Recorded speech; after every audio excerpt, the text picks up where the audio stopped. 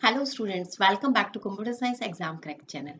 आज फिर मैं आपके लिए इस वीडियो में एमसीक्यूज लेकर आ रही हूँ सॉफ्टवेयर इंजीनियरिंग के, और उम्मीद करती हूँ कि ये वीडियो आपके लिए बहुत ही हेल्पफुल रहेगा एग्जाम में, चाहे आप किसी भी एग्जाम की प्रिपरेशन कर रहे हैं। देखिए, जितने भी मैंने वीडियोस बनाए हैं सॉफ्टवेयर इंजीनियरिंग के, तो ये आप मुझ पर भरोसा कीजिएगा कि जितने मैक्सिमम क्वेश्चन बन पाते थे सॉफ्टवेयर इंजीनियर, वो सारे मैंने यहाँ पर इस कंप्लीट प्लेलिस्ट में डाले हैं। तो आप यहाँ से एक भी वीडियो और एक भी क्वेश्चन मिस मत करना। इसके अलावा आपको और कुछ पढ़ने की ज़रूरत नहीं है, क्योंकि मैंने आपको वहाँ पर अल्टरनेट भी बताया कि किस तरीके से क्वेश्चन आता है, उसको डिटेल में मैंने एक्सप्लेन किया है। उन सबको आप ध्यान से सुन लेना, और जो मैंने यहाँ पर नोट्स डाउनलोड अपलोड किए हुए हैं, वो भी आप वहाँ से पीडीएफ डाउनलोड कर सकते हो। और आप अपने फ्यूचर में एग्जाम में, अगर आपके 1 या 2 दिन रह जाते हैं, आपके पास टाइम नहीं है, आप उन नोट्स को देखकर जरूर जाना। तो आपको सॉफ्टवेयर इंजीनियरिंग कहीं और से करने की जरूरत नहीं है। तो आज इसी सीरीज में फिर हम चलते हैं अपनी फर्स्ट क्वेश्चन पे। This is our first question. Major shortcoming of waterfall model is difficulty in accommodating changes after requirement analysis, difficulty in accommodating changes after feasibility analysis, system testing और maintenance of the system। देखिए बच्चों, waterfall model कि सबसे बड़ी drawback क्या है कि हम स्टार्टिंग में ही यूजर से रिक्वायरमेंट कलेक्ट करते हैं। ठीक है, एक बार हमने रिक्वायरमेंट कलेक्ट की, उसके बाद रिक्वायरमेंट्स फ्रिज हो जाती है। फ्रीज का मतलब क्या हुआ कि एक बार रिक्वायरमेंट कलेक्ट करने के बाद आपका यूजर से कोई इंटरेक्शन नहीं होता। एक बार जो उसने बता दिया, on the basis of only those requirements you start the development process. ठीक है, तो सबसे बड़ी ड्रॉबैक क्या है? Option A, difficulty in accommodated changes after फिज रिक्वायरमेंट एनालिसिस। रिक्वायरमेंट के बाद हम कोई भी इंटरेक्शन नहीं करते हैं अपने कस्टमर के साथ, और हम अपना काम वहां से शुरू कर देते हैं। देखिए, रिक्वायरमेंट एनालिसिस, फिजिबिलिटी एनालिसिस ऐसा नहीं है। ऑप्शन ए जो होगा आपका यहाँ पे करेक्ट होगा। This is our next question. The quick design of a software that is visible to end users lead to. Quick design कौन सा है? आपके सॉफ्टवेयर डिजाइन का कौन सा मॉडल हम यूज करते हैं जो आपके एंड यूजर के लिए विजिबल होता है? Iterative model, prototype model, spiral model और वाटरफॉल मॉडल। देखिए, इटरेटिव मॉडल जो है ये भी आपका क्विक डिजाइन मॉडल है, बट इसने एक टर्म जो ऐड की है वो क्या है? That is visible to end user. Visible जो आपके एंड यूजर को इफेक्ट करे, एंड यूजर को आप कुछ प्रोवाइड करा सको, जैसे आपको इंटरफेस प्रोवाइड करना, यूजर इंटरफेस प्रोवाइड कराना। ठीक है, तो वहां पर जो आप यूजर से इंटरेक्शन करेंगे, ठीक है, तो जो आपका प्रोटोटाइप मॉडल क्या होता है? प्रोटोटाइप मॉडल विजिबल रहता है एंड यूजर के लिए। जो स्टार्टिंग में हमने रिक्वायरमेंट गैदर की है अपने कस्टमर से, उनके बेसिस पर हम एक अच्छा सा प्रोटोटाइप बना देते हैं। ठीक है, यूजर इंटरफेस बना देते हैं, फिर हम अपने कस्टमर को यूज करने के लिए देते हैं। जैसे ही कस्टमर उसका फीडबैक देता है, पॉजिटिव है या नेगेटिव या कुछ अमेंडमेंट के लिए बोलता है, तो फर्दर वी परफॉर्म दो चेंजेस। ठीक है, उन चेंजेस को करने के बाद हम इस तरीके से फीडबैक लेते रहते हैं, और फाइनली जो हमारा प्रोडक्ट होता है उससे आपका कस्टमर क्या होगा? सेटिस्फाई होगा। तो यहाँ पर जो इसने लाइन ऐड की है, that is visible to end user. ठीक है, तो विजिबल जो होगा एंड यूजर के लिए, जैसे आपका यूजर इंटरफेस है, तो वो हम प्रोटोटाइप मॉडल के अंदर ही करते हैं। So option B will be correct. देखिए, कॉम्पिटिटिव एग्जाम में जो सबसे बड़ी बात होती है वो होती है क्वेश्चन को ध्यान से पढ़ना।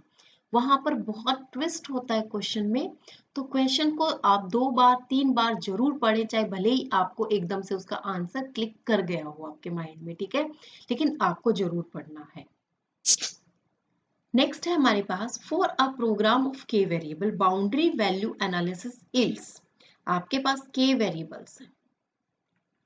ठीक है, देखो, बाउंड्री वैल्यू एनालिसिस के अंदर ये आपको पता है कि ब्लैक बॉक्स टेस्टिंग की हमारे पास 2 टाइप होती है। एक बाउंड्री वैल्यू एनालिसिस होती है और एक इक्विवेलेंस क्लास पार्टीशनिंग होता है। ठीक है, इक्विवेलेंस क्लास पार्टीशनिंग, फाइन। तो यहाँ पर जो हमारे लिए बाउंड्री वैल्यू एनालिसिस है, इसमें हमारे पास क्या होता है? एक होता है हमारे पास मिनिमम वैल्यू, एक है हमारे पास मिनिमम प्लस 1, फिर एक जो एक्चुअल वैल्यू होती है वो वाली, ठीक है। उसके बाद हमारे पास होती है मैक्सिमम और मैक्सिमम -1। तो ये आपके पास वैल्यूज रहती है 1 2 3 4 5, 5 वैल्यूज रहती है, ठीक है। तो इस तरीके से आपके पास एक वैल्यू है, यानी कि यहाँ पर के जो है आपका मान लो सिंगल वेरिएबल है, ठीक है, एक ही वेरिएबल है, एक ही वैल्यू आपके पास। तो वहां पर हमारे पास क्या होती है, 5 वैल्यूज को हम जनरेट कर सकते हैं बाउंड्री वैल्यूज एनालिसिस से। जैसा कि आप देख रहे हैं कि आपके पास मान लीजिए आपको चेक करना है, आपके पास एक इंटीजर नंबर है 5, ठीक है। उसको चेक करने के लिए आप क्या करेंगे, एक फर्दर आप 6 चेक करेंगे, एक आप 4 चेक करेंगे, फिर मिनिमम प्लस 1। मिनिमम क्या हो सकता है, मिनिमम वैल्यू है मान लीजिए 1 to 5 है ना, तो मिनिमम है आपके पास 1, तो मिनिमम आपकी 1 और मिनिमम प्लस 1 2, तो ये आपकी मिनिमम, ये आपकी मिनिमम प्लस 1, ये आपकी एक्चुअल वैल्यू, ये आपकी मैक्सिमम -1 और ये आपकी मैक्सिमम, ठीक है। तो इस तरीके से हम यहाँ पर चेक करते हैं। So max for a program of k variable, जो ऑप्शन होगा आपका 4k+1 रहेगा, ठीक है। Next question, the extent to which a software perform its intended function without failure is term as. अभी हम डिस्कस कर रहे थे कि अगर आपको क्वेश्चन आता है तो भी आप उसको ध्यान से पढ़ेंगे। यहाँ पर इसने कहा कि perform its intended function, intended function जो होगा वो करेक्टनेस भी है, ठीक है। बट इसने एक टर्म ऐड कर दी विदाउट फेलियर, बिना फेल के आपका जो सिस्टम परफॉर्म करे। फेलियर कहाँ आता है, रिलायबिलिटी में, क्योंकि मैंने आपको पहले भी बताया है reliability is directly depends on, directly depends on number of errors, number of errors present in a software, ठीक है। तो जो रिलायबिलिटी है वो डायरेक्टली आपके एरर से रिलेटेड है। अगर एरर कम तो मोर रिलायबल, अगर एरर ज्यादा तो लेस रिलायबल, ठीक है। अब आते हैं नेक्स्ट क्वेश्चन पे। ISO quality assurance standard that applies to software engineering, ISO 9000 to 2004, 9001 to 2000, 9002 to 2001 और 9003 to 2004। देखिए सॉफ्टवेयर इंजीनियरिंग के लिए जो ISO स्टैंडर्ड फॉलो किया जाता है, इससे पहले भी हम डिस्कस कर चुके हैं। 9001 से लेकर 2000 तक के जितने भी ISO स्टैंडर्ड है उन सब को सॉफ्टवेयर इंजीनियरिंग के अंदर फॉलो किया जाता है, ये आपको याद करना पड़ेगा, ठीक है। क्या बताया, ISO 9001 to 2000, फाइन। तो स्टूडेंट्स ये थे कुछ क्वेश्चंस, उम्मीद करती हूँ कि क्वेश्चंस आपको अच्छे भी लगे होंगे और आपको लगा होगा कि हाँ कुछ ना कुछ तो ज्ञान आपको यहाँ से मिल रहा है। अगर आपको ज्ञान मिल रहा है तो प्लीज़ आप मुझे सपोर्ट भी कर दीजिएगा, और सपोर्ट मैं आपको आपसे चाहती हूँ कि आप मेरे चैनल को सब्सक्राइब करें और मेरे वीडियोस को लाइक करें। और अगर आपके फ्रेंड सर्कल में ऐसे बच्चे हैं जो इस टेस्ट की प्रिपरेशन कर रहे हैं या कोई गेट और नेट की भी अगर प्रिपरेशन कर रहा है तो वहां तक इस वीडियो को शेयर कीजिएगा और कमेंट जरूर कीजिए।